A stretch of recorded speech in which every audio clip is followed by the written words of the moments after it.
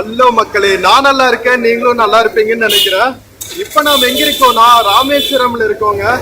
ராமேஸ்வரம் ராமநாத சுவாமி கோவில் பஸ் ஸ்டாப்ல தான் இருக்கோம். இங்கிருந்து நாம அரிச்சல் முனை வரைக்கும் பஸ்ல டிராவல் பண்ண போறோம். அரிச்சல் முனை தான் வந்து தனுஷ்கோடிங்க, the last end of India. நம்ம ஸ்ரீலங்காக்கு பக்கத்துல இருக்கிற அந்த சேது பிரிட்ஜ் இருக்கு இல்லையா, ஸோ ராமசேது பிரிட்ஜ், அதுக்கு பக்கத்தில் இருக்கிற தனுஷ்கோடி அரிச்சல் முனைக்கு தான் பஸ்ல போறோம். ஸோ வாங்க வீடியோக்குள்ள போகலாம். வீடியோக்குள்ள போறதுக்கு முன்னாடி சேனல் இன்னும் சப்ஸ்கிரைப் பண்ணாம இருந்தா ப்ளீஸ் சப்ஸ்கிரைப் பண்ணிடுங்க. அப்படியே அந்த பெல் ஐகானை கிளிக் பண்ணுங்க, அப்பதான் புது வீடியோஸ்க்கான நோட்டிபிகேஷன்ஸ் வரும். இப்போ வாங்க நாம ராமநாத சுவாமி கோவில் இருந்து தனுஷ்கோடி போற பஸ் ஜர்னிக்குள்ள போகலாம்.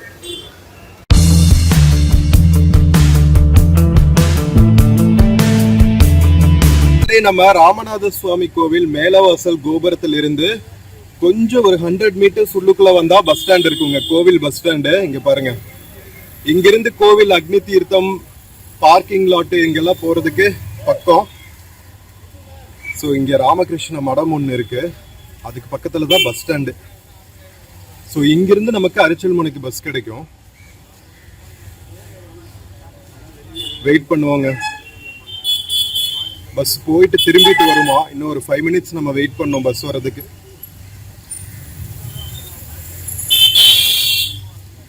மக்களே, நம்ம லாஸ்ட் vlogல ராமநாத சுவாமி கோவில் பக்கத்தில் இருக்கிற hotel facilities, lodging facilities, locker facilities இதெல்லாம் பற்றி டீட்டெயில்டாக போட்டிருக்கேன். அதுக்கப்புறம் அக்னி தீர்த்தத்துக்கு பக்கத்தில் இருக்கிற ஃபெசிலிட்டிஸும் போட்டிருக்கேன். பார்க்காம இருந்தால் பாருங்க, ரொம்ப யூஸ்ஃபுல்லாக இருக்கும்.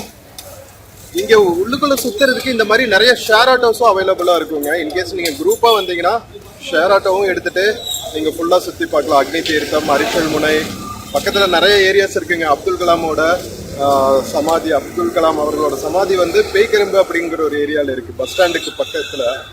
ஸோ அந்த ஏரியா எல்லாமே நீங்கள் ஃபுல்லாக சுற்றி பார்க்கலாம். பாம்பன் பாலத்தை போய் பார்க்கலாம். நிறைய பிளேசஸ் இருக்குது. ராமநாத சுவாமி கோவில் பார்த்துட்டு சுற்றி இருக்கிற நிறைய பிளேசஸை நீங்கள் சுற்றி பார்க்கலாம்.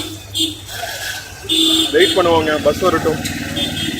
மக்களே, இது பஸ் ஸ்டாண்டு போற பஸ்ஸுங்க, கோவில்ல இருந்து பஸ் ஸ்டாண்டு போற பஸ். நிறைய பஸ்ஸஸ் இந்த மாதிரி வரும். எவ்ரி 10 மினிட்ஸ் ஒரு பஸ் இருக்கும். ரயில்வே ஸ்டேஷன் போகணும்னா அரிச்சல் முனை போற பஸ்ல போகணும், ஓகேவா? தனுஷ்கோடி போற பஸ் தான் வந்து ராமேஸ்வரம் ரயில்வே ஸ்டேஷன் வழியா போகும்.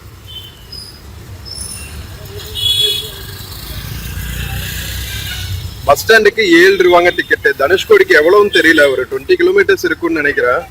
ஸோ ஒரு 20 ரூபா இருக்க வாய்ப்பு இருக்கு பஸ் டிக்கெட். மக்களே, நம்ம கோவில் பஸ் ஸ்டாப்ல இருந்து ஒரு 1/2 கிலோமீட்டர் வந்தா அக்னி தீர்த்தத்துக்கு வந்துடலாங்க. அக்னி தீர்த்தம் வரைக்குமே வந்து பஸ் ஸ்டாண்ட்ல இருந்து வர பஸ்ஸஸ் வரும். இங்க பாருங்க, ஸோ பீச் வரைக்கும் வரும் இந்த பஸ்ஸஸ்.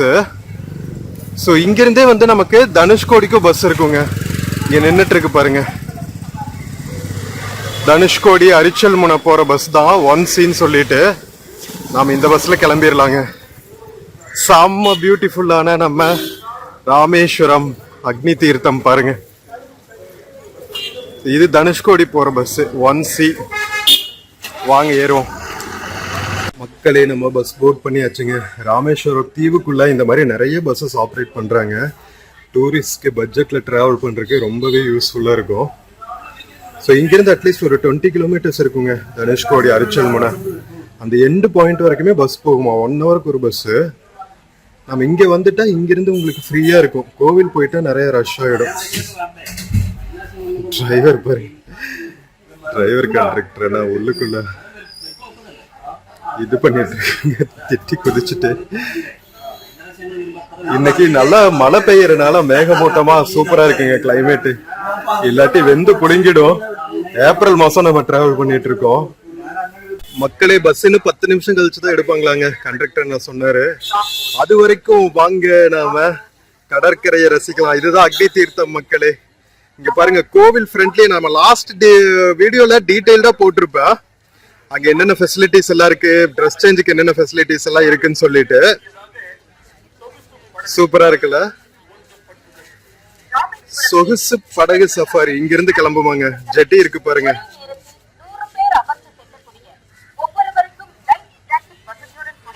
அனௌன்ஸ்மெண்ட் பண்ணிட்டு இருக்காங்க மைக் வச்சு.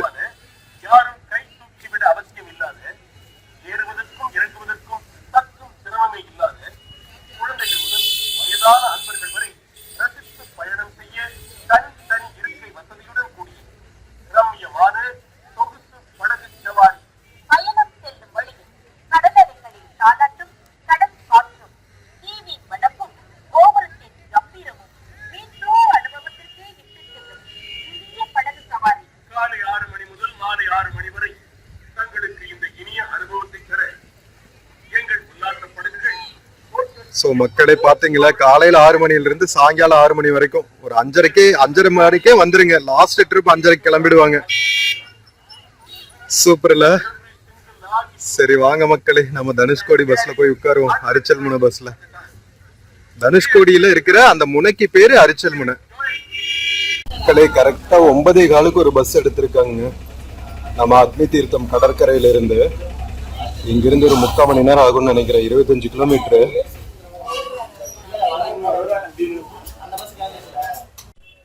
மக்களே நம்ம ராமேஸ்வரம் கோவில் பின்னாடி இருக்கிற அக்னி தீர்த்தத்திலிருந்து கிளம்பியாச்சுங்க. சோ மோஸ்ட்லி பாத்தீங்கன்னா பஸ் இங்க இருந்து தான் கிளம்புது.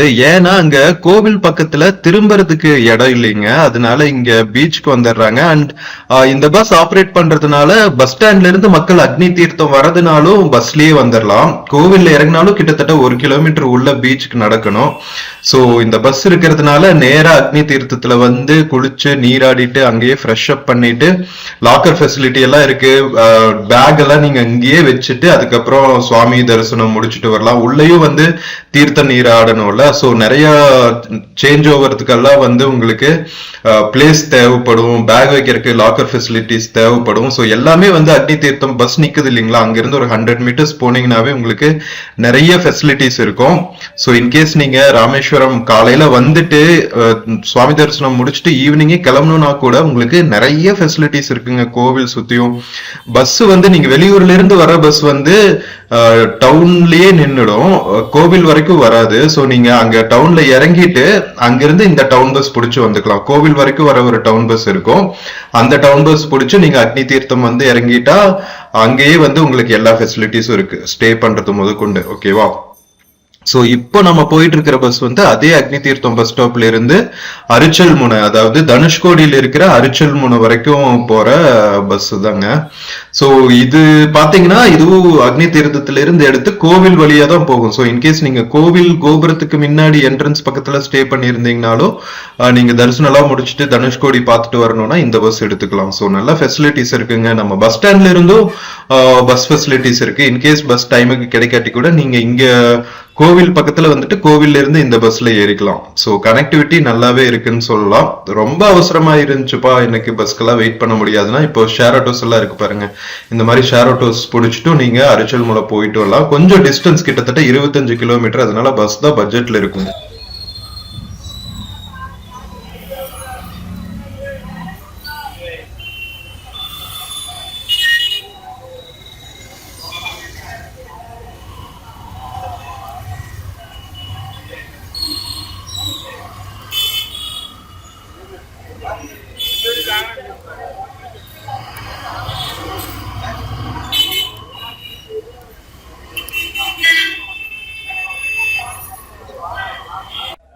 மக்களே டிக்கெட் எடுத்தாச்சுங்க. நமக்கு ராமேஸ்வரம் அக்னி தீர்த்தத்திலிருந்து அரிச்சல் முனை போறதுக்கு 30 கிலோமீட்டருங்க, கிட்டத்தட்ட 25 கிலோமீட்டர் டிஸ்டன்ஸ் கவர் பண்ணோம்.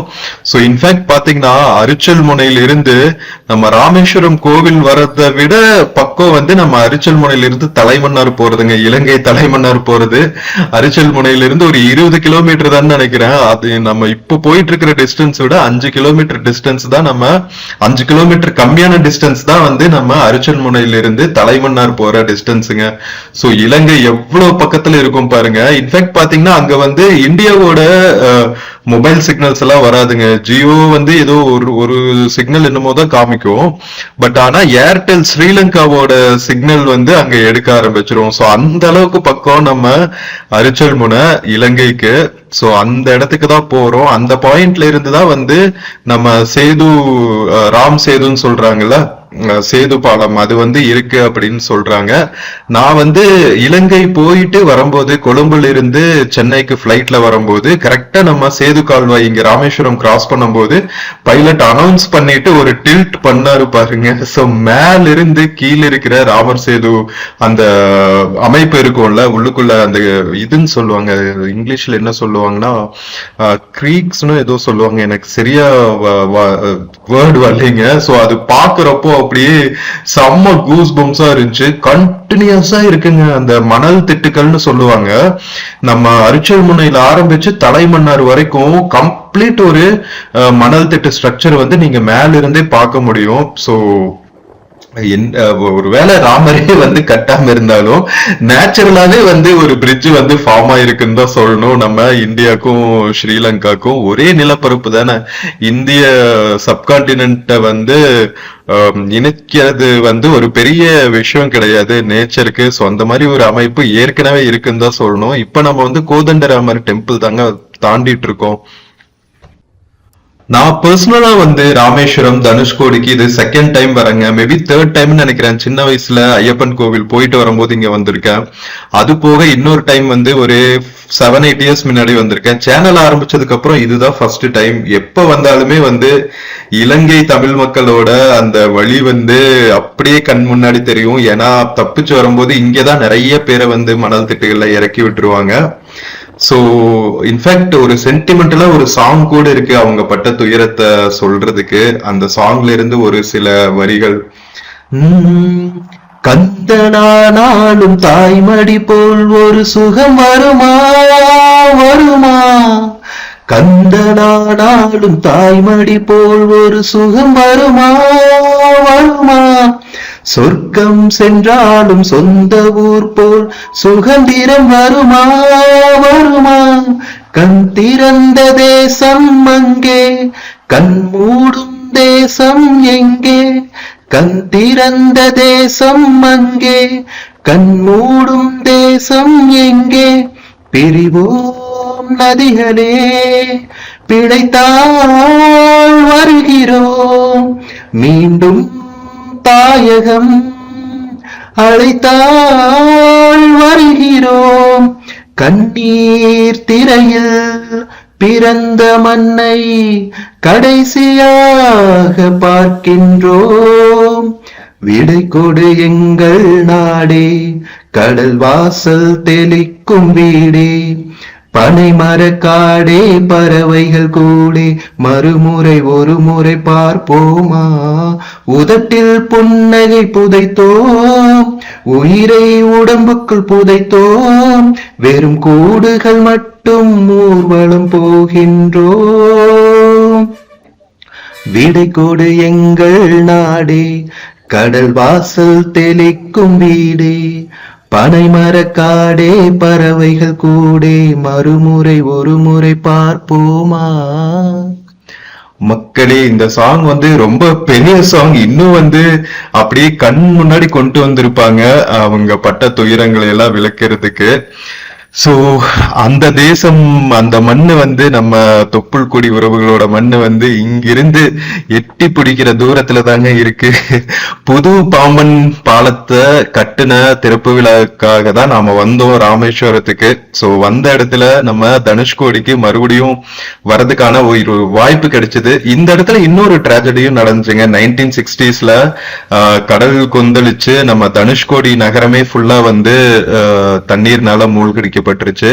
நாம் இப்போ பழைய ரயில்வே ஸ்டேஷன் எல்லாம் கிராஸ் பண்ணி தான் வந்திருக்கோம். இது வந்து புதுசா கட்டின நம்ம லைட் ஹவுஸுங்க. இங்கிருந்த கிராமங்கள், சர்ச்சு, அதுக்கப்புறம் ரயில்வே ஸ்டேஷன் எல்லாமே வந்து தண்ணினால சூழப்பட்டுருச்சு. இன்ஃபேக்ட் ரயில்வே ஸ்டேஷன்ல இருந்து ராமேஸ்வரம் நோக்கி போயிட்டு இருந்த ஒரு ட்ரெயினும் வந்து தண்ணியில மூழ்கி நூற்றுக்கணக்கான மக்கள் வந்து இருந்தாங்க. சோ அந்த மாதிரி நிறைய என்ன சொல்றது சோகங்களும் நிறைஞ்ச இடம் தான் சொல்லலாம்.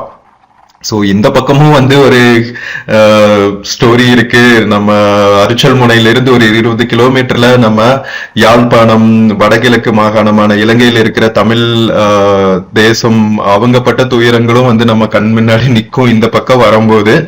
சோ அந்த பிரச்சனைகள் எல்லாம் தீரணும்னா ஒரு உறவு பாலம் நாம அமைக்கணும். என்ன சொல்றீங்க? புதுசா நம்ம ஒரு 2 கிலோமீட்டருக்கு பாலம் கட்டின மாதிரி அதை ஒரு எக்ஸாம்பிளா வச்சுட்டு நாம் ஒரு 20 கிலோமீட்டருக்கு ஒரு டியூப் மாதிரி நம்ம இங்கிலீஷ் சேனல்ல கட்டியிருக்காங்கல்ல, பிரிட்டன், பிரான்ஸ், கடலுக்கு நடுவுல போத் ரோட்வேஸ் அண்ட் ரயில்வேஸ் நினைக்கிறேன். சோ அது மாதிரி இங்க கட்டுறதுக்கு இன்ஃபேக்ட் பிரிட்டிஷ் காலத்திலேயே பிளான் பண்ணிருக்காங்க. பட் அன்பார்ச்சுனேட்லி வந்து அவங்க அதை செயல்படுத்தல. இல்லாட்டி அப்பவே வந்து கட்டியிருப்பாங்க. அப்பவே நல்லா ஒரு போக்குவரத்து இருந்திருக்கும். இந்த மாதிரி ப்ராப்ளம்ஸ் எல்லாம் வந்திருக்காதுன்னு நினைக்கிறேன். 80s அங்க போர் நடந்ததெல்லாம் வந்து மேபி அதனால ஏன்னா ஸ்டாப் ஆயிருந்திருக்கலாம். பட் எனிவேஸ் நடந்தது நடந்தாச்சு. இனிமேல் எல்லாம் நல்லது நடக்கணும் அப்படின்னு சொல்லி வேண்டிப்போம் நம்ம கடவுள் கிட்ட. ராமேஸ்வரத்துல வந்திருக்கோம் ஒரு புனித ஸ்தலத்துல. சோ இந்த நினைவுகளோட நம்ம எல்லாரும் சேர்ந்து கனவு காண்போம். சேதுவை மேடுருத்தி பாலம் அமைப்போம்னு பாரதி கண்ட கனவை வந்து சீக்கிரம் ரெண்டு தேசத்தோட மக்களும் நினைவாக்குனா நல்லா இருக்கும்னு நினைக்கிறேன். இப்ப இருக்கிற மாடர்ன் உலகத்துல லைக் என்ன சொல்றது, வர்த்தகத்துக்கும் அது யூஸ் ஆகும், லைக் எக்கனாமிக்கல் டெவலப்மெண்ட்டுக்கும் யூஸ் ஆகும், டூரிசம் டெவலப்மெண்ட்டுக்கும் வந்து அது ரொம்பவே ஹெல்ப்ஃபுல்லா இருக்கும். அது போக வந்து நம்ம தமிழ்நாட்டு மக்களும் இலங்கையில் இருக்கிற தொப்புள் கூட உறவுகளான இலங்கை தமிழர்களுக்கும் ஒரு உறவு பாலம் அமைச்ச மாதிரி இருக்கும். ஏன்னா நிறைய மக்கள் இந்த பக்கமும் வாழ்ந்துட்டு இருக்காங்க. அப்ப வந்தவங்க சோ அவங்களுக்கு என்னதான் வந்து இங்க செட்டில் ஆயிட்டாலும் இன்னும் வந்து அவங்களுக்கான முழு உரிமைகள் வந்து இந்தியால கொடுக்கப்படலன்னு தான் சொல்லணும். என்ன இருந்தாலும் அவங்க இலங்கை தேசத்து மக்கள் தான் நம்ம இந்தியா பாக்குறாங்க. சோ அதனால அந்த மாதிரி ப்ராப்ளம்ஸ் எல்லாம் முடியணும்னா அவங்க ஈஸியா அவங்களோட தாய் மண்ணை பாக்குறதுக்கு போக்குவரத்துக்கெல்லாம் போய் வர முடியணும்னா எல்லார்கிட்டையும் பிளைட்ல போயிட்டு வர்றதுக்கான எக்கனாமிக்கல் இண்டிபெண்டன்ஸ் இருக்காது இல்ல. சோ ஒரு இந்த மாதிரியான ஒரு ரோட் ஃபெசிலிட்டி, இன்ஃப்ராஸ்ட்ரக்சர் ஃபெசிலிட்டி வந்து அமைச்சா நல்லா இருக்கும் அப்படின்னு வேண்டிக்கிட்டே நம்ம அரிச்சல் முனைக்கு வந்து இறங்கியாச்சுங்க. மக்களே, நாம வந்த பஸ் ஒரு 5 மினிட்ஸ் நின்னுட்டு கிளம்பிடுங்க. அடுத்து வந்து ஒரு ½ அன் அவர் கழிச்சு ஒரு பஸ் வரும். ஸோ எவ்ரி ½ அன் அவர் ஒரு பஸ் இருக்கா. நாம ஒரு 1 ஹவர் அழகா சூப்பரா டைம் ஸ்பெண்ட் பண்ணிட்டு அதுக்கப்புறம் போலாம் மக்களே. நம்ம போற வழியில ராமேஸ்வரம் ரயில்வே ஸ்டேஷன்ல இறங்கிக்கலாம்.